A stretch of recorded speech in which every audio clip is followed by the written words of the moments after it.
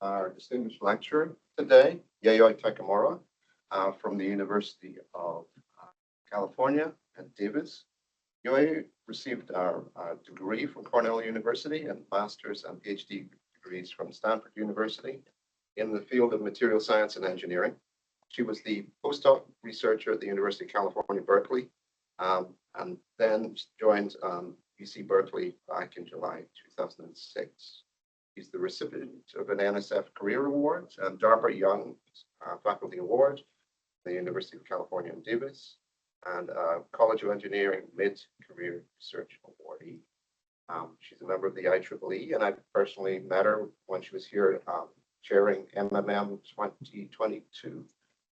So I'd be glad to welcome Yayoi to speak to us today. Great. Well, again, thank you for the invitation to come speak with everyone here about the work that I've been doing at UC Davis. So why I'm here is part of this IEEE Magnetic Society. They have these 3 distinguished lecturers this year. So basically, it's a 2-year term where we get to go around the world to give talks about our research. So the other 2, their pictures are here. So Ming-Fu and Gunter. So Ming-Fu is a motors person. Gunter's talking about some ultramagnetism work. So again, they're opportunities to have them come speak to you as well. And sort of, I have to provide this information on the Magnetic Society. So there's a video, but I have snapshots of the video instead. So just in terms of what you get out of membership. So really, I think the main 2 that I highlighted are the publications. So there are 2 main publications, transactions, as well as magnetics letters. As well as a newsletter, and the newsletter has really been revamped recently. So it's a nice platform online, lots of good content, and then also the conferences. So as Chris mentioned, one of the big conferences is Magnetism and Magnetic Materials, which was here in Minneapolis in 2022. I was the general chair for that. There is one this fall in Palm Beach, and then also I think which people are interested in is in the next one in 2026 will be in Honolulu, Hawaii. So if you want a nice destination, there's that, but lots of other conferences. Maybe you guys are going to TMRC as well. So, but then there are other professional activities, awards, and opportunities for networking. So encourage you to join as a member. And then I should also acknowledge my research group. So this is the most recent pictures, actually probably a little bit old, but we do have a bowling alley on campus. And so our semi-tradition is to go bowling, and we vie for who's not the lowest score, because none of us are very good. But sort of in bold font are some of the students, and most of them are actually now former students who did a lot of the work. Actually, Michael Lee, who's listed there, he was a Seagate employee here, but he has left and he's now at Niron in the area. But we also use a lot of Department of Energy user facilities. So what I'll show is the work that we do on our pattern material. So that uses the Center for Nanophase Material Sciences at Oak Ridge National Lab, and all the images that I show are from the Advanced Light Source at Lawrence Berkeley National Lab. So we do benefit being in Davis for the traffic you drive to Berkeley to get access to those instruments. So, but also funding again through the DOE and the National Science Foundation. So to sort of give you an outline of what I'm going to talk about, I'll talk about some motivation and then give you some background on the technique that I'm going to show to how we image magnetic domains. So those are going to be the bulk of the images. Examples are shown here. And that's, again, what we get access to at the Advanced Light Source. And then I'll show you what I call them 3 short stories on sort of what we can do in terms of this area of magnetic imaging and spin textures with these complex oxide materials that I like to study. So when I say complex oxides, so, these aren't metals, they're oxides, and they're complex in terms of their chemistry as well as their crystal structures. So as you saw in the title, 4 different elements in the compound that I'll be investigating, but their structure is also complex. And then these are also known as quantum materials or strongly correlated electron systems, which means they have really strong interactions between what we call the lattice charge spin and orbital degrees of freedom, right? So that means then, one is that you get a wide range of functionality. So, my focus will be on the ferromagnetic properties, but they're ferroelectric superconducting as well. And then sort of these, strong interactions means that they're very sensitive to external stimuli. So this picture, I sort of like to use it. It sort of says that, for example, if I have a ferromagnetic material, typically use a magnetic field in order to modulate the magnetic properties. But with these complex oxides or the quantum materials, then I can use charge, right? So applying an electric field to modulate the properties. I can strain or distort the material and also change its magnetic properties. So, these have lots of then applications, for future spintronic devices where we care not just about the charge of the electron as it travels in the material, but also its spin, as well as lately there's some ideas for neuromorphic computing. So I am part of a center which is focused on, so it's called Quantum Materials for Energy Efficient Neuromorphic Computing. So I also said every single DOE buzzword, slammed together in the title. But the idea is to use, these quantum materials, use inspiration from the brain, which is basically synapses and neurons. Can we make, electrical analogies to those systems to create, much more energy efficient devices. So I'm really on the material side of things. What are interesting new materials that we might be able to use? There are electrical engineers in the center who really think about the architecture and how it works as a neuromorphic device. I don't fully understand what they do, but it looks interesting. Okay, so the actual complex oxide then that I'll look at is, so it's known as a perovskite structure. It's AbO3 in terms of the chemical formula. So the main thing that we sort of care about is, is that there's a B side cation in red in the center of the unit cell, and it's sitting within a BO6 octahedron. So 6 oxygen ions around it, and then we have the A side cation sitting in the corner. So this periodic table, right, basically shows all the different elements that, it's color coded that can sit on those different sites, right? So basically you have almost every single element on the periodic table, right? And so then again, what you have is lots of different options on the B side cation. And then one of the main things that we care about is are electrons, traveling or not traveling from an oxygen ion to B side cation and so forth. So these BOB chains of ions. And so again, you can, if you choose, say, a D0 compound like titanium 4+, so something like barium titanate, then you get a ferroelectric material. My group has looked at a lot of this first row transition metal elements, and so the B side cation gives us magnetic properties. The other thing that we like is, in my group is a thin film group. These lattice parameters don't change too much, even though you have this wide range of different elements that you can have from the periodic table. So we can make thin film heterostructures by layering lots of different of these oxides together. So specifically what we'll see in this talk is I'll mainly, talk about the first compound, right? That was in the title. I'm going to refer to it as LSMO, but it's a strontium doped lanthanum manganite.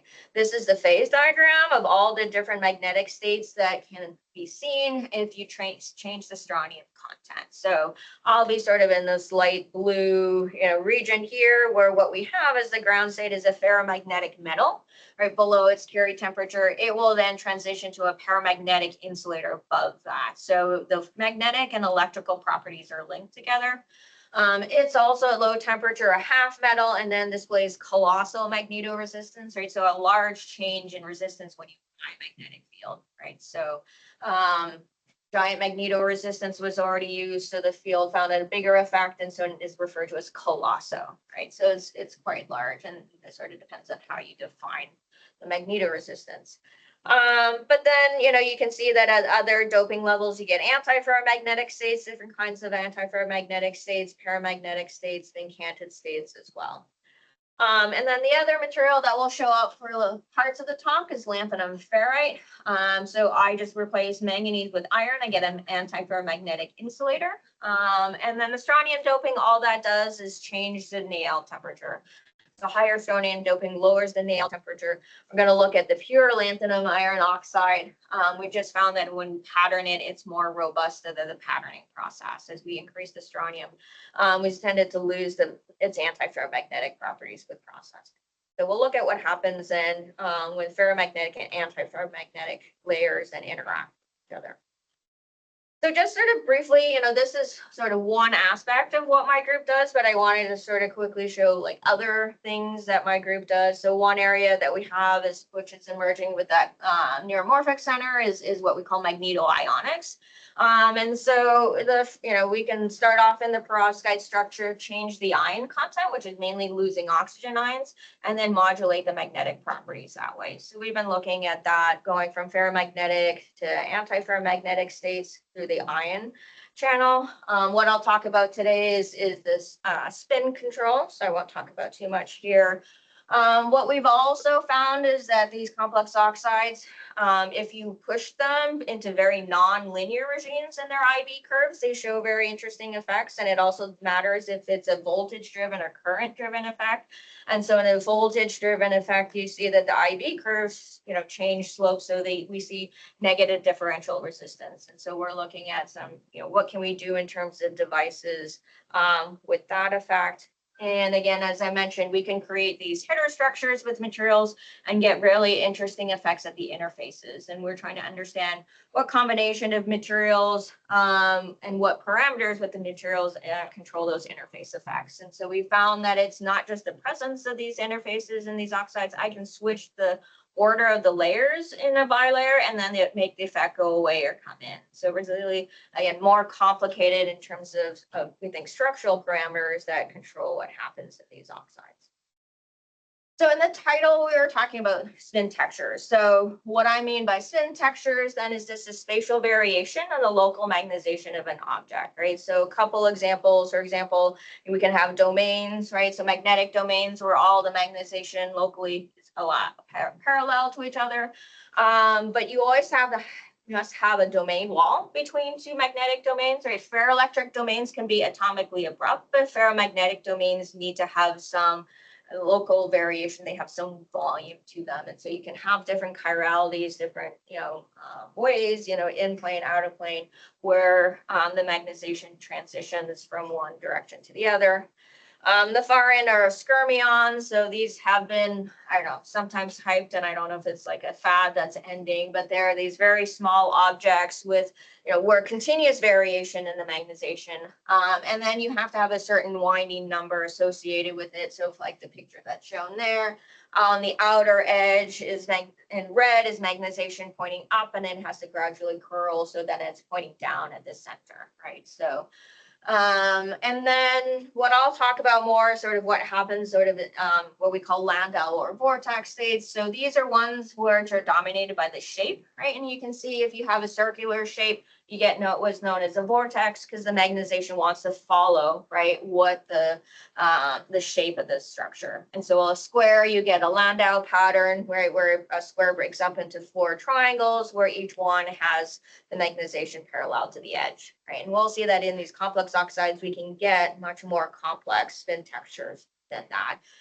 And sort of why we get different spin textures, right, is there's a number of different energy terms, right, which have to balance, right? And so I found is that LSMO does not have any strong parameters in any, which means that they all have this around the same balance. So just quickly going through them, right? So if you start off with a very small object, you'll get a single domain structure. You think of it as a small bar magnet, right? So North Pole at the top, South Pole at the bottom, and you get these magnetic stray field lines which emanate around there. So that will give your dipole energy, why, magnets will attract with each other. So that's your magnetostatic energy. There's energy to creating those stray fields around the object. If you have one of those vortex or Landau patterns, then you basically eliminate that because there's no lines that need to extend outside of the material. Again, there's an energy to create the domain walls. So there's a volume to that. You have to create those domain walls. For the center one, if you have a polycrystalline material, you don't care about it. But my group, we work with thin films that are epitaxial. So now we can start to think about crystal effects, right? So this magnetocrystalline anisotropy energy is a really long term, but it basically tells you, right, is that the magnetic properties are different along different crystallographic directions, right? And you can measure that with hysteresis loops. And so, for example, in this material, 100 direction is the magnetic easy axis. So that's the natural direction that the moments want to lie up along. I need to apply a magnetic field in order to saturate the moments along a different crystallographic direction. So you think about a torque forcing those moments to be along a different crystallographic direction. If I remove the field, then the moments want to then go back into my magnetic easy axis. And then the last one is one which is magnetoelastic energy. I used to think that it maybe wasn't that important, but I think for these oxides and the way I pattern these materials, it is something that that I at least need to consider, right? And so with my funny cartoon diagram, I was trying to show that if you have a non-magnetic material, let's say it's spherical, you apply magnetic field, and then the material actually distorts physically, right? Either elongating or shrinking in the direction of the field, right? And so that's defined by the magnetostrictive coefficient, so it can be positive or negative. Usually it's extremely small and people don't think about it, but I think then there are going to be some cases where we do need to consider that as an energy term. So then what will happen, right, is if I increase the size of a feature that I pattern, again, you're going to get a single domain of very small features because there's not enough volume to create domain walls. So you just think of them as, say, icing spins, in this case, spin up or spin down, but you have a lot of that magnetostatic energy. At intermediate shapes, right, sizes, then you're going to get shape controlled states, Landau or vortex states. And if you just go really big, then you just get multi-domain because the edges can't contribute very much. So again, we're going to look at sort of this intermediate size. I'll be showing a lot of 2 microns sized features in terms of the diagonal, the diameter, and that's really because where we get a good balance of the different energy terms. And then one note on how we pattern these materials. So these are basically ceramics. They're very hard. They're very inert. So it's hard to develop good etching techniques to make very, very small features. And so a technique that I've developed when I was a postdoc is, again, use the fact that these oxides are very sensitive to their structure. We're going to do some lithography. So for some of the smaller features, it's E-beam lithography, and we define a chromium mask. And then we expose everything to an argon ion implantation. Right. So then if I have regions which are exposed to the argon ions, it actually amorphizes those regions. And then the chromium is designed to be thick enough that it stops all the ions. So then if I remove the chromium mask at the end, right, what I get is a magnetic film embedded in a non-magnetic matrix. I'm not actually removing any material, right? I'm just locally changing the magnetic state of the material. And then what we see is that then the regions which have been implanted are swelled a little bit, in height because of, the introduction. In this case, argon ions. We just use argon ions because they're then inert. And it was the cheapest ion to actually implant that are inert. I do think in terms of that magnetostatic energy, is this matrix is expanding vertically. I also think it must also be applying some strain laterally to these islands. And I think that's something that we want to consider in that. So okay, so that's sort of motivation, right? And then I want to talk about this technique that we call X-ray photoemission electron microscopy. Those are all the images that we use.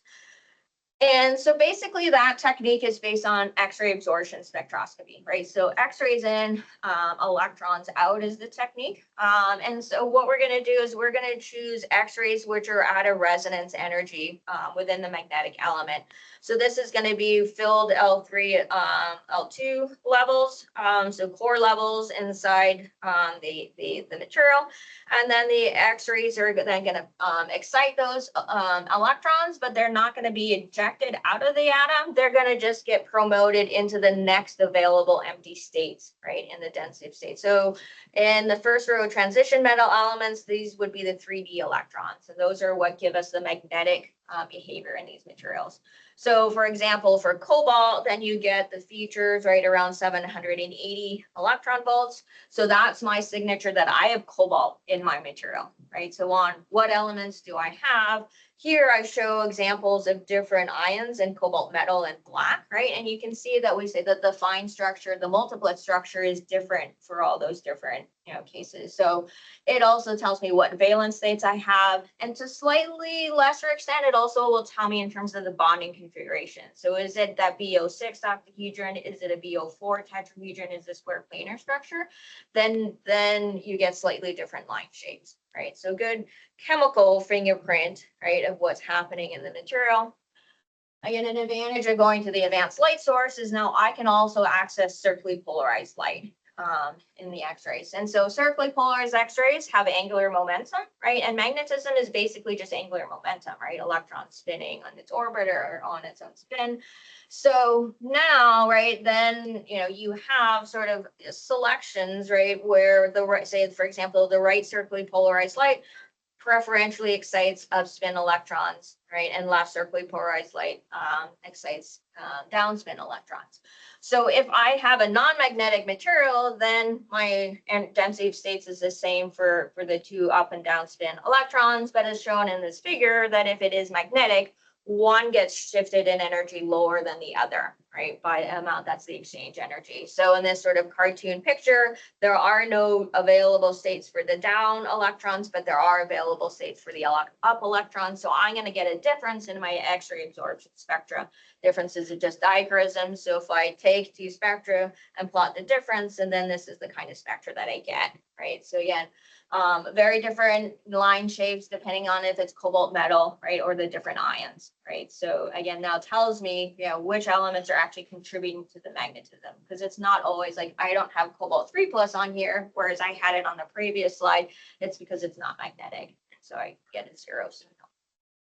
So then what I can do is I want imaging, right? So at the different beamline at the ALS, then they have same X-rays in, but now you capture the secondary electrons with a really powerful electron lens that you put very close to the sample. So I can spatially capture where the electrons are coming from to image the magnetic domains. So this is the example for manganese. So manganese is always around 640 electron volts, right? This is for LSMO specifically.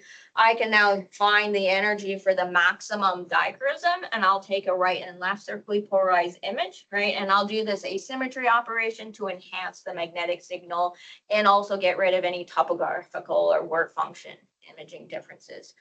And so then what I'll get is an image that looks sort of like this. That's here, right? So what's important is that you always want to look for the little cartoon that says which way the electron or the X-rays are going. So that's the X-ray helicity.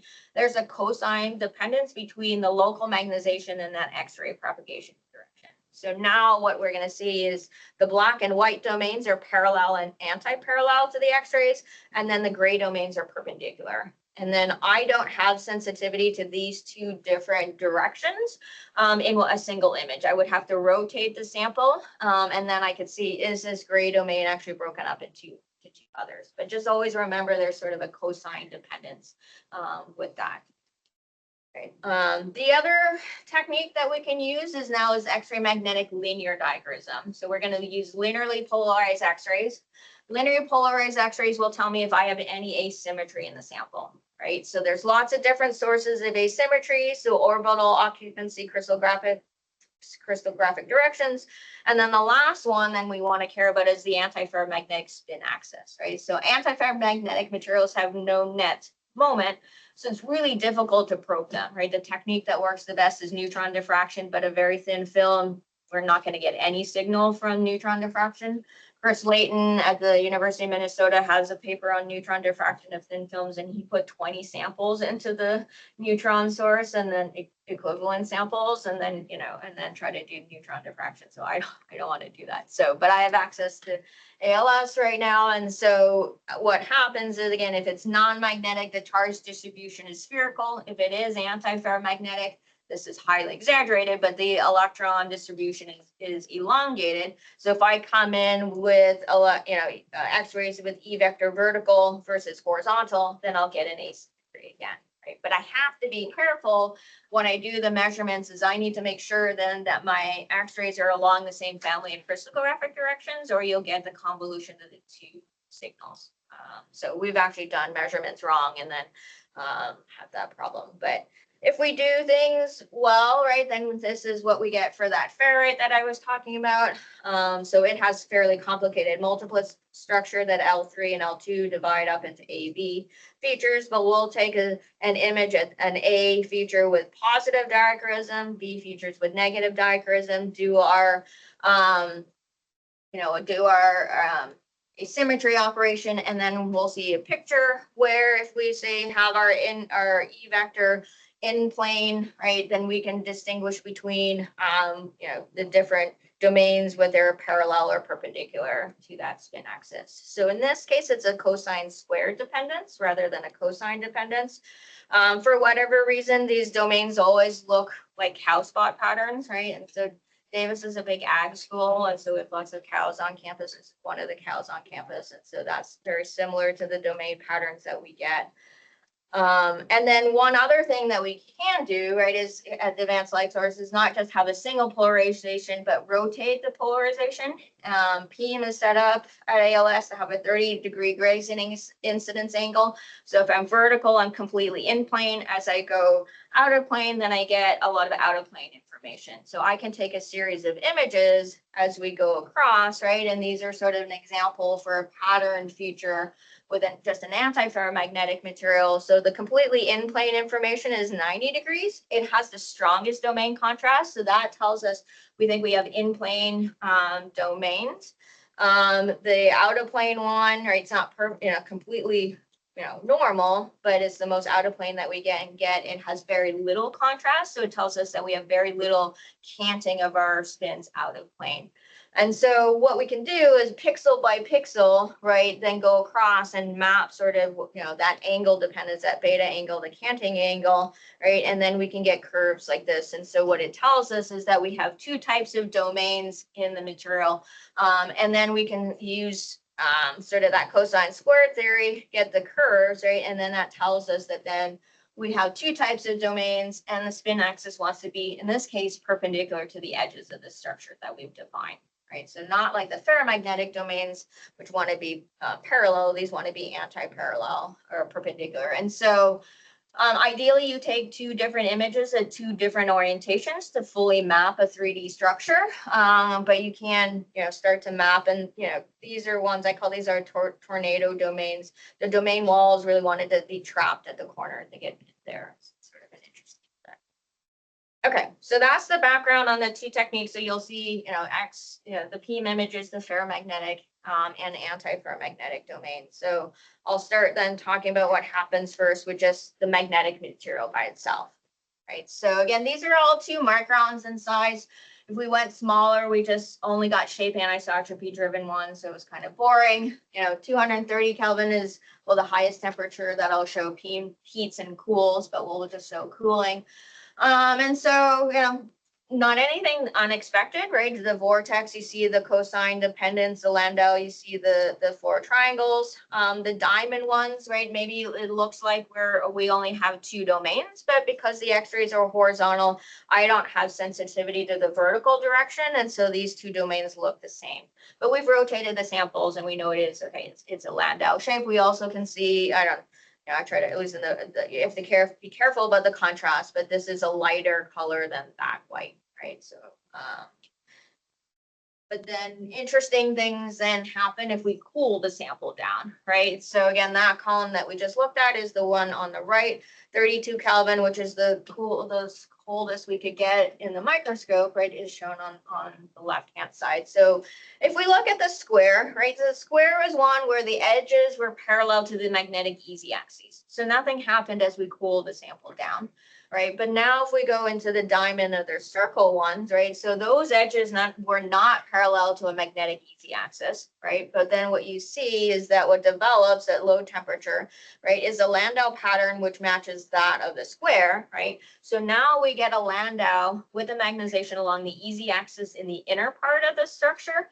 And then we've got the vortex or the Landau, which is dominated by shape, right? So we've got this really complicated domain structure of, at least for the diamonds, right? 2 concentric Landau features, right? But just rotated by 45 degrees. One dictated by magnetocrystalline anisotropy and one dominated by shape anisotropy. And you can see that it's sort of intermediate at lower temperatures, right? So we've actually been able to use these images, right, to basically then calculate what is at least in the center, the feature, what the magnetocrystalline anisotropy constant for these nanostructures are. And it actually matches very, very well with bulk data, right? So it tells us, okay, we haven't done too much with the bulk of the material. The edges, though, because again, we think the patterning process, that magnetocrystalline anisotropy energy really drops at the edges. So we do have actually now a structure with a different magnetocrystalline anisotropy constant across the picture. The sort of interesting things, right, that we can see with those structures. And then we thought about it, a colleague at University of Denver said, well, think about the core, right? So if we have a vortex structure, right, there's a core in the center, right, which is either perpendicular pointing up or pointing down. And so then we thought it was, okay, what happens if we remove that core, right? So we called it our donut structure. Sometimes I call them bagel structures. And so then we said, okay, we'll pattern a new sample, right? So with no hole and varying size holes, we have a few more steps in between, right? And so because it was a new sample, we're like, okay, do we have, is it the same? So at least that, this is at intermediate temperature. So we see that, we get that vortex structure. So that's, sort of what we are expecting, right? As we increase the hole diameter, right? So then we get, at least in some of the cases, we get this series of images, right? And so one thing I'll say is up and down, side by side, that's now the magnetic hard axis. Okay, so, but what you can see is that, as I go across, and maybe in particular the largest, diameter hole that we looked at, the top has gotten very, very white, the bottom very black, right, and the sides gray, right? And so now what we have is not just a pure vortex, like what we had in the circle, right, is that we have a Landau superimposed on top of it, right? But then what I don't fully understand is this is a Landau now, right, which is along the hard axis, not along the easy axis. So adding the hole to take away the core has actually sort of switched what our magnetic easy axes are. The difference for LSMO is not big, right? But it does lead to sort of the switching of the magnetic easy axes in these diamonds. We saw for the largest ones, basically just two states, different chiralities, right? And then we saw that about 50% of our structures had something like this in terms of spin texture. So I call these our screw head domains, right? Because they kind of look like a Phillips screw head. And at first we were like, what the heck is this, right? So all that contrast is basically domain walls, right? We looked around and also, right, we could see that, well, there's the opposite chirality too, right? So, the top ones are white, right? White, then black, then whole, then white, then black, right? And the opposite chirality, right? So we took some higher resolution images that look like this.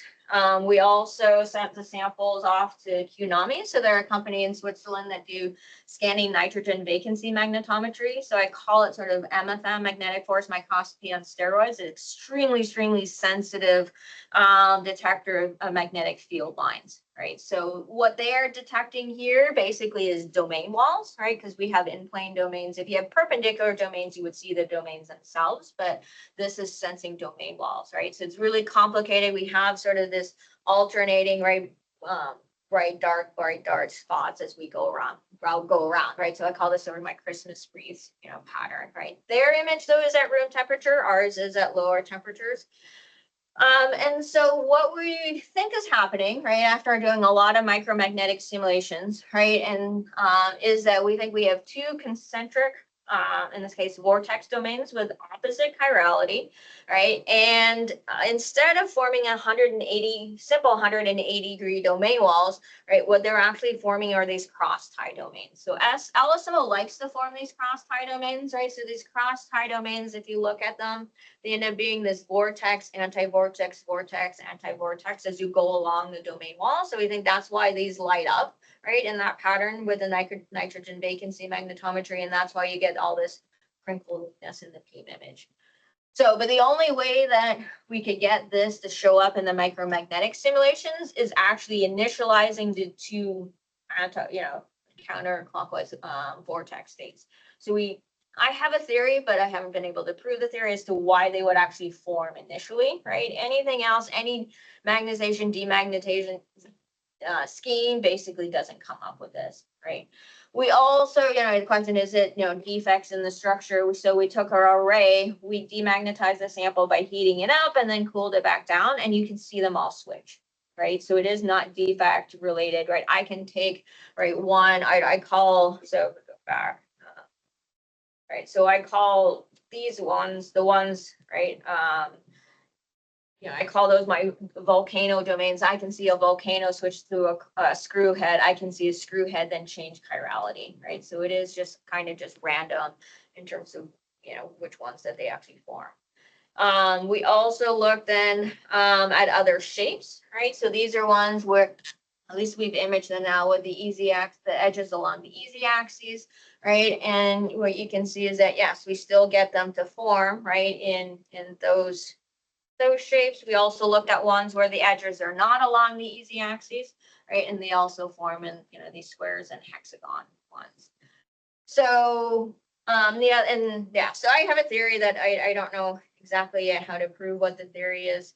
But what's also sort of interesting is in the ones without a hole, right? I still think then, this sample, the center, you can kind of see there's a blurriness in these images here in the center. So I think this is, in this case, a small Landau pattern along the easy axis. So the circles, right, the donuts are weird in the fact that they start to develop magnetization along the hard axes. So lots of weird things happening, right, here. And again, I do think it is a pattern effect that's happening. Okay. So that's sort of the first story. And then I want to talk about what happens when we couple ferromagnetic and antiferromagnetic materials. So, I guess you guys probably know about exchange bias, right? So exchange bias we see when we have uncompensated spins at the interface, right? So because of the stacking of the moments in the antiferromagnetic material, we get a horizontal shifting of the hysteresis loops. But you can also have antiferromagnetic materials, which are known as G-type antiferromagnets. So each neighboring magnetic element has the opposite spin structure. So then if you cut it along as a 001 interface, then what you get is a compensated spin structure at the interface. There's no net biasing, right? And this is, again, in an ideal, perfectly atomically flat surface, right? But what happens, there's no biasing here, right, at the interface. And so there's frustration. Right. And so you can't have the horizontal shifting of the hysteresis loops, right? You get in the pure case, you get a nice symmetric hysteresis loop. And the way the system, then minimizes its energy is to have a perpendicular orientation between this antiferromagnetic spin axis and the ferromagnetic spins. So this is much more rare to observe because when you can't characterize it by any magnetic hysteresis loops, like you would in exchange bias, right? So you need either spectroscopy or imaging to actually prove that you have this, perpendicular orientation. But the ferrite that I'm looking at, right, is a G-type antiferromagnet. So we think we could get the spin fault coupling, again, if we get nice, smooth interfaces. So we've done a lot of spectroscopy. We have shown that, right? But then sort of image is always fun. So we'll show some images and how we characterize this. So this is now a really thick, thick in terms of 90 unit cells of LSMO, the ferromagnetic material, and then a thin 10 unit cells of the antiferromagnetic material on top. We do have to keep that layer thin because this is secondary electrons is what we're capturing in the microscope. And so if we have too thick of a layer, we just wouldn't see the manganese layer underneath. And we wanted an image from the same location to see how they're, co-located. So this is just a small snapshot of, sort of hundreds of these patterns that we then created. So you see, for example, this one here looks like a Landau pattern, right? What we are expecting just for the ferromagnetic layer. This one that's down here, right, is a Landau pattern, right? But you can see that the core has shifted away from the center, right? So that means it has a net movement, right? And it has a net moment along the diagonal, right? So I've sort of shown that with the green arrow. And then you see these other two, right, domain structures. I call those our Zorro domains, right, because the letter, said. And so what that means is it also has a net magnetization along a diagonal. Because you have the gray domains, I can't actually tell, which of these two options it is, but it is along the diagonal. And our micromagnetic simulations have shown that if you take a Landau, put a small field along the diagonal, first you shift the core, and then you create these C domains, right? So we've then mapped what's the direction and the magnitude of the field that we see, and it's basically random for the 100 or so of these structures, right? So it's not like the sample was accidentally magnetized. It's not like the beam is very, very well shielded from external fields because it's an electron microscope. So it has to be something that's inherent to the structure, right? So we have a field that's diagonal. If we look at then the antiferromagnetic domains, right, from exactly the same location, right, then these are the domains that you see, right? So one thing is you can see a one-to-one mapping, right, of the ferromagnetic to antiferromagnetic domains. We've done the polarization rotation series, so then we can add the blue arrows to show the direction, right, of the moments, right? And so then they're actually perpendicular to the ferromagnetic moments. So we know now that, we have that one-to-one correspondence means that we have spin flock coupling. And then what we think is that randomized field along the diagonals, that's an exchange bias field. We don't measure a net magnetization when we measure hysteresis loops because they're all random for the different micromagnets, right? So it's something on the local scale. So our system where we can see, right, both spin flock coupling and exchange bias in a single system. Right. We've also looked at, right, the other shapes. So these are then our, diamond ones. So we have this concentric, flux closure structures, pretty good mapping, right? I wouldn't say it's quite as good mapping as what was in the other orientation, right? But we have pretty good mapping there. And then we also wanted to look at, our circles, right? So, our circles, and here I'm actually going to show you just sort of a series of the different images, right? And so here, this is our in-plane information, right? So I call these are yin and yang symbols. They're not quite the same, but they're there. One thing that is still curious to me is the chirality of the ferromagnetics moments, right, changes, but then the sense of the yin and yang actually doesn't change. What's also interesting is that this information, what gives us the out of plane information, actually still has a fair amount of contrast. So it's this case, I think we have some canting of our spins out of plane as well, where we're getting that. And we did also get some nitrogen vacancy magnetometry, again, at room temperature. So remember, these are from the domain walls, right? But I don't really see why I get something so radial, right, from the nitrogen vacancy magnetometry where I don't get anything near that. And then this is getting a signal from both the ferromagnetic and antiferromagnetic layers, right? So it's much weaker, should be much weaker in the antiferromagnetic material, but it's closer to the tip, right? So it's a weird convolution. We need to try to deconvolve and try to also switch these images into domain images rather than domain stray field images, right? But very interesting, radial patterns that come from there. So it tells us that our domains spin textures are very complex, right? We also looked at what happens, right, when we have the donut holes in them, right?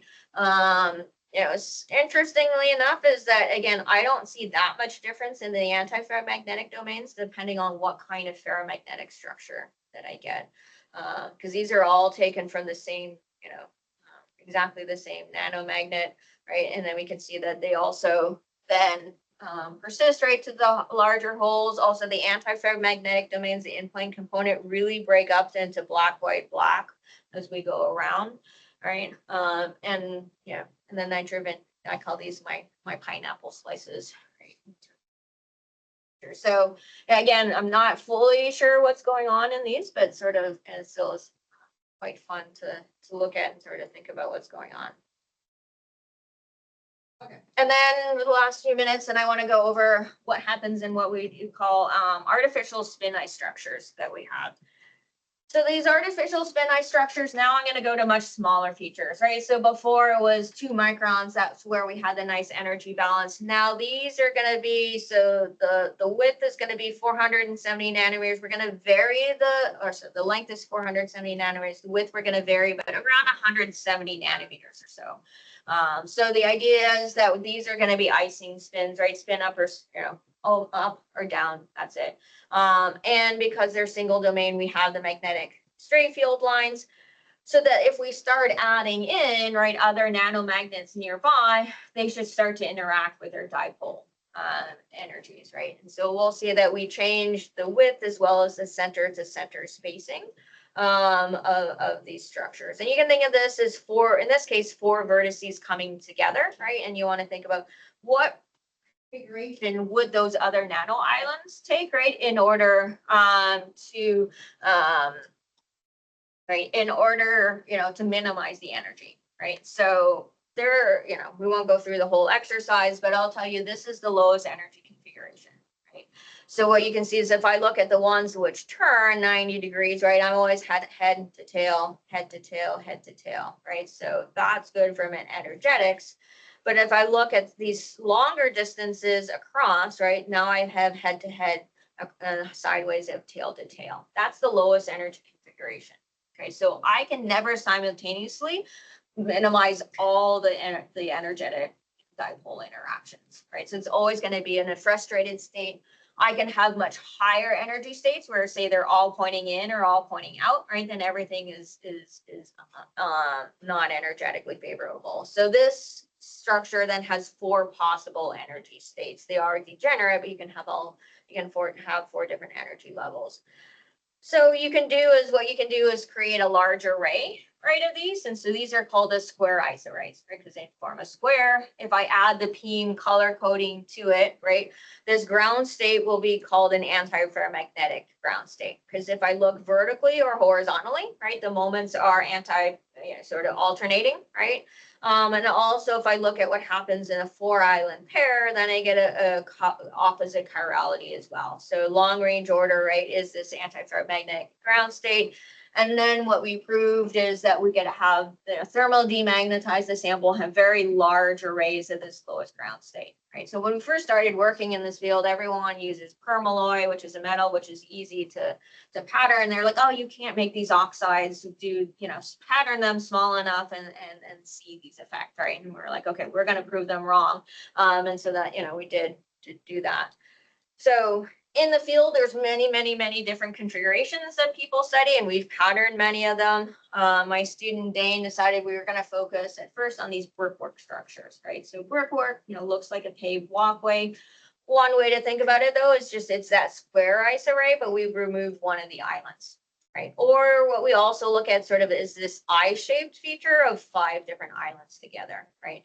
But when you think about it is that, look at a vertex, right? It's 3 island vertices now instead of 4 island vertices, right? There's also a kegoma where you have 3 islands, but they are at 120 degrees away from each other.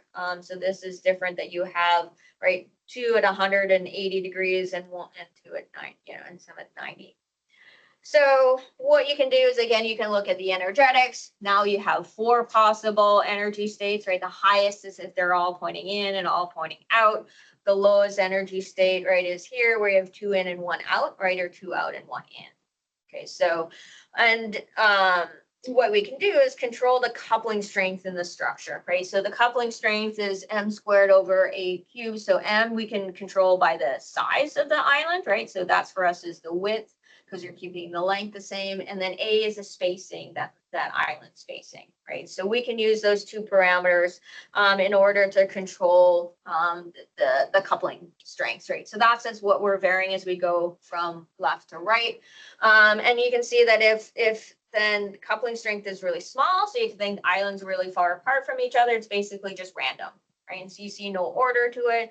If we have then the coupling strength stronger, they're closer together, then we see the ordered patches, right? It's not quite the long range single domain that we saw in the square ice, but you get these, you get macro domains, right? So, and then what we did, so Rajesh was my first postdoc working on this, he tried to individually map what the nano islands were, and there's thousands of them, so that didn't go anywhere.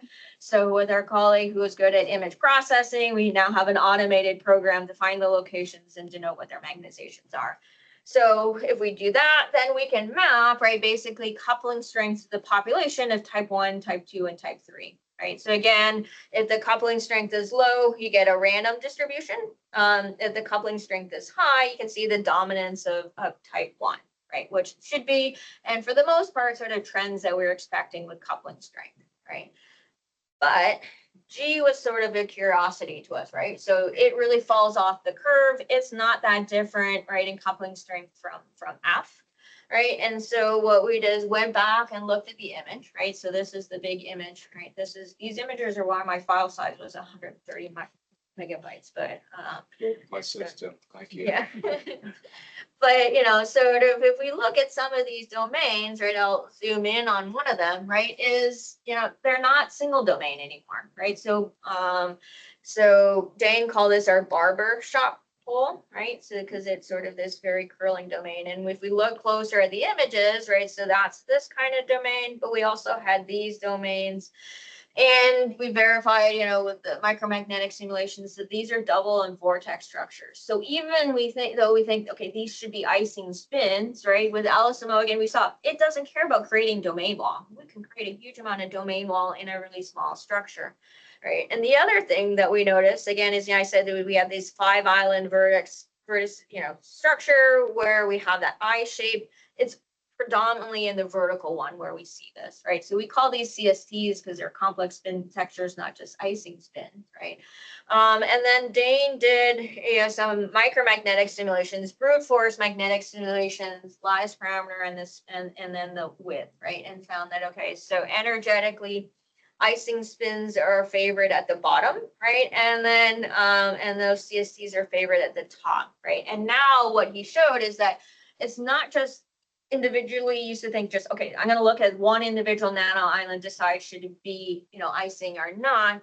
It really was that these neighboring islands, right, their magnetic state are dictating what the vertical one is, right? So now you also need to think not just inter-island, but intra-island effects, right? So that G was right here, right? So it was slightly above the line separating the two regions. H was right on the border, and we saw a few of them, right? And so I told Dane is we need a sample way out here, right? Where it's very clearly energetically favorable to have the CSTs. So he created another sample, right? And so that's something that's way up there. And you can see that now we have the predominance of those CSTs. Only few of the actual other islands show up, right? As the white or black icing spins. And I show like a topography image, right? And you can see it's not because it defects, right? It's a really clear, clean sample. Right, so why we're sort of excited by this, right, is our single domain ones, which everyone's always been studying, right? You have the stray field lines emanating from the tops and the bottoms, right? And so that's where they're going to interact, right? But in particular for the double vortices ones, right? Now you also have interesting intersection points, right, at the halfway points.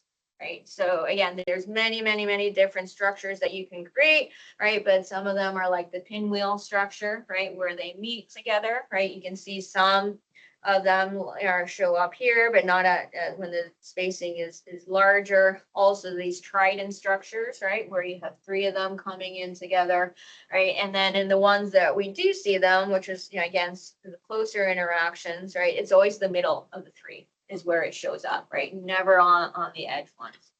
So we still need to sort of, find the manpower and time to analyze all these images and understand what's going on. But we do think that these complex oxides offer us a lot of tunability that the permalloy structures don't. So with that, I just want to end with a summary. So hopefully I've shown you these complex oxides, right? I call it a playground, right? Where I can really have fine control of sort of the functionality. I can, create different spin structures, right? Both in the ferromagnetic and antiferromagnetic materials.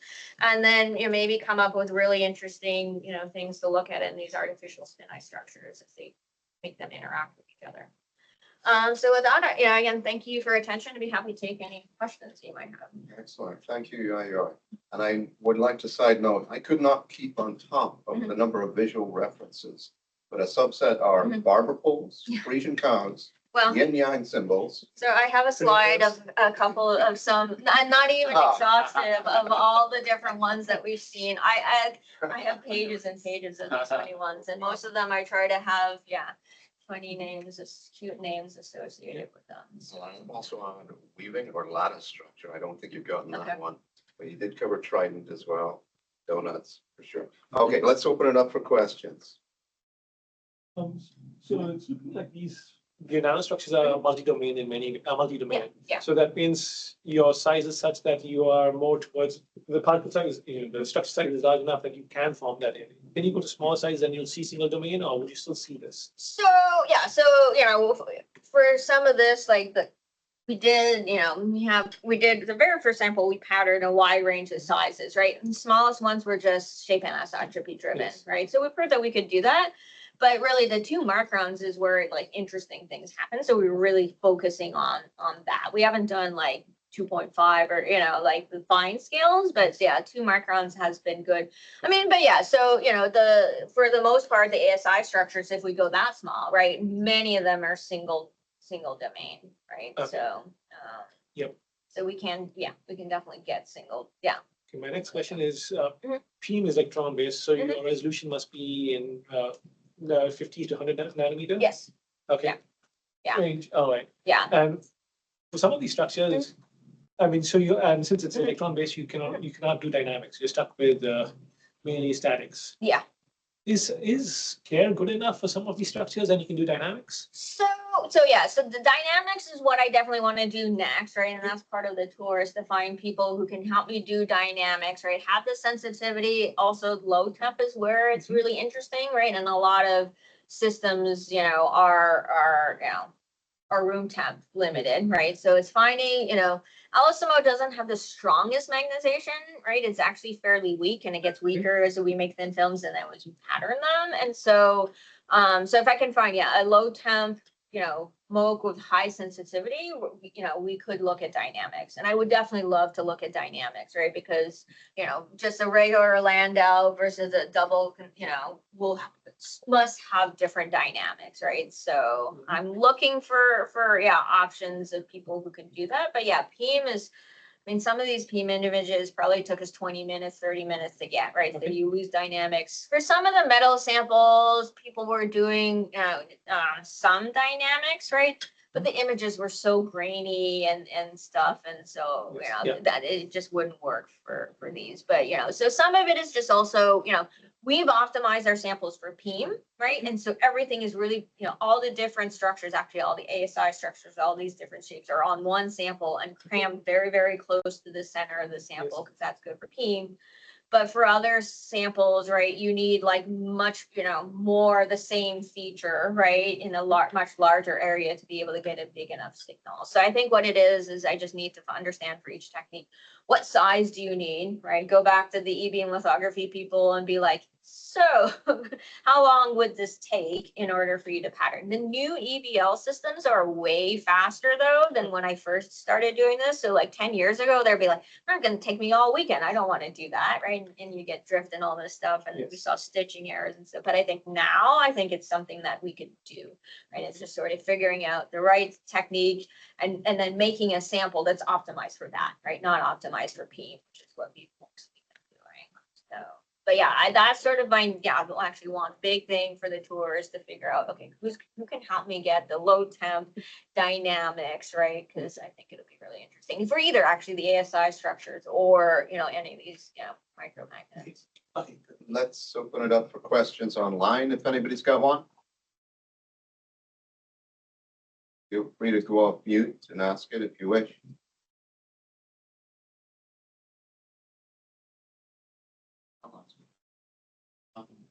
Practical applications. Here we fabricate devices, products. Yeah.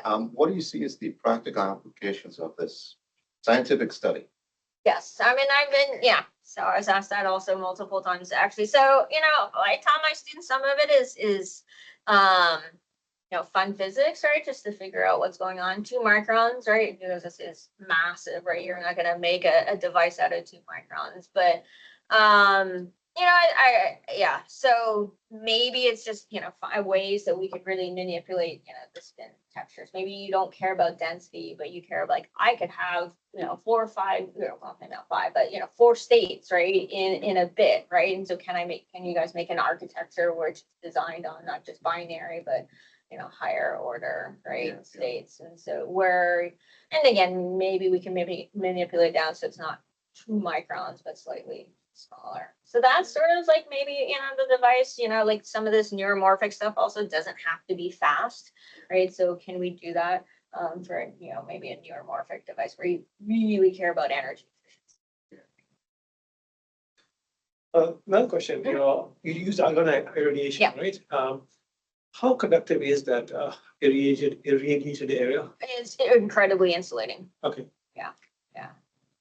So it does cause some problems with the PIM because, because you want an overall conductive sample. And then also, again, you think about electric field lines, right, for the electrons, right? So you have LSMO's metallic from an oxide standpoint, right? Yes. And then you have around it slightly raised, a very insulating, matrix, right? Yes. So our edges these images, look pretty good. Sometimes we get really weird features around the edges, and we do think it's those stray field lines, right? Which are, not, we want them to be nice and straight, but they must have some curvature around the edges that plays with the. So, have you tried etching, and how different is etching compared to? So I know that I have a colleague in Norway who did try to do some etching, right, for some of their features. I forget now whether, I should look it up. It was either different or the same, but I don't remember now, but it wasn't substantially where it made me want to rush out and actually go do it, right? But also the field lines are actually worse, I think, if you have like a really straight vertical feature, right? That's, it's a vacuum, right? So I don't know if it's worse. It's just different. Yeah. So for large, so some of the device stuff that I mentioned at the beginning, which are like 100 by 50 micron devices, we sort of we can etch those, right? But for the ASIs, then no way. Yeah. So I think it just depends on what we want to do. We'll have to end it there in terms of questions. We'll continue the rest of them offline. Let's thank our speaker today and wrap this up. Thank you. I will suspend recording and this conference call. Thanks, everybody.